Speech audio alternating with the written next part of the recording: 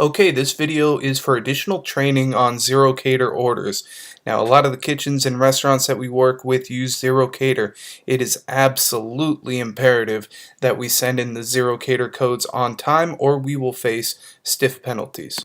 Here at the top you can see where the delivery address is. You can also see above that how many people it's going to and the name of the company that we're delivering this order to. Now over here we see the arrival window. This is a 15-minute window of when you're to arrive at the company. In this arrival window is where we need to send in the ZeroCater code. Right below the arrival time is the time that the client eats. This is the time that you should be done with the setup. Here is where you'll find the ZeroCater code and the phone number that you text that code to within the 15-minute window. Now, do not send that early, and I repeat, do not send that early or late, or we will have messed up that order completely. The best practice is to send in the ZeroCater code as you're going into the building, and you should be going into the building within that arrival window.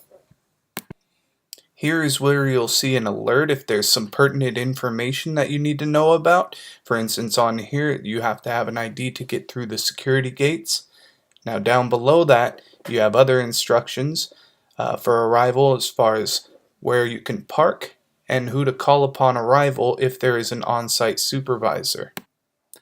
Building access section is where you'll be able to find out information about loading docks, which can be very helpful.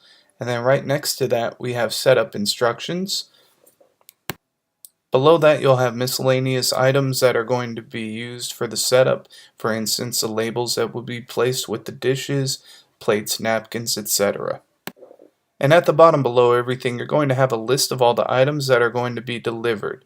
You're going to want to check these items off when you're at the pickup location to ensure that you have everything with you.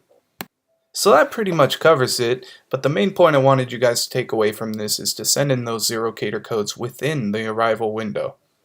Thank you. Drive safe and wow those customers.